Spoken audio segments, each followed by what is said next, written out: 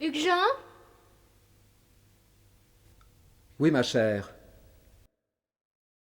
Quand vous dites que ce pauvre Constant a un panari mal placé, j'ai du mal à comprendre. Mais qu'y-a-t-il à comprendre, Luciane? Il a un panari mal placé, un point c'est tout. Mais comment peut-on avoir un panari mal placé, Hugues-Jean? Je l'ignore, Luciane. Probablement comme on peut avoir une oreille mal placée. Ou une narine mal placée. Non. Bon, alors comme une voiture mal placée. Ça vous va? Hugues-Jean, je comprends parfaitement qu'une voiture puisse être mal placée, par exemple devant une porte cochère. Mais un panari, c'est impossible. Ah bon, c'est nouveau ça. Non, c'est très vieux. Ça date de l'apparition du panari. Et vous voulez me faire avaler que le panari est né bien placé? D'une certaine façon, oui. Ah ça c'est les meilleurs. Hugues-Jean, je vous en prie, contrôlez-vous. Luciane, vous me jetez tout de go entre l'asperge et la poire une histoire de panari à dormir debout et vous voudriez que je reste morne? C'est mal me connaître. Hugues-Jean, le panari est-il toujours placé, oui ou non, sur le bout du doigt, près de l'ongle, oui ou non? Ça m'est égal. Par moments, je me demande si je rêve. Mon propre époux refuse de sauter l'obstacle de l'évidence. Et où voulez-vous qu'il soit, le panari? Où? Sur le mollet? Dans les cheveux? Sous la langue?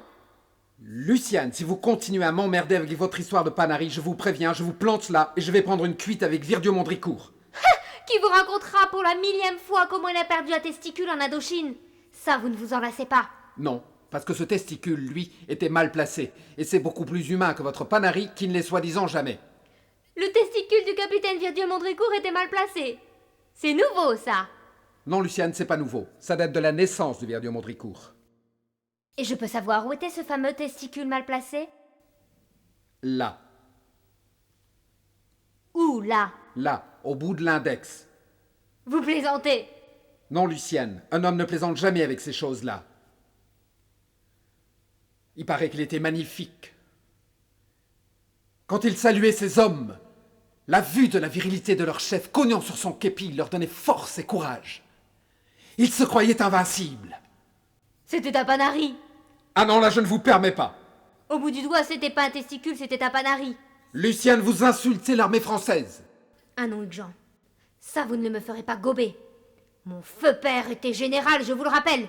Mais je m'en souviens parfaitement, Luciane. Vous semblez oublier que je vous ai aimé parce que vous aviez son menton. Eh bien, je vous le dis tout net, Hugues-Jean. Mon père aurait ri. Et je dis bien ri.